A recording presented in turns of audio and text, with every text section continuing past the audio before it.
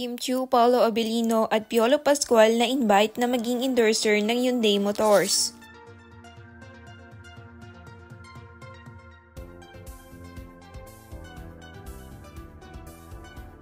Hindi maikakaila ang sexy at ganda ni Kim sa kanyang suot na black short dress. Nagmumukha pa siyang mas blooming dahil katabi lang naman niya ang dalawang heartthrob ng Pinas na si Paolo Abilino at Piolo Pascual. Marami ang nagko-comment sa look ni Paolo Abilino dahil kamukha daw niya ang Korean actor na si Yoon Bin. At si Kim Chiu naman ay may pagkahawig daw sa asawa ni Yoon Bin na si Son Ye Jin.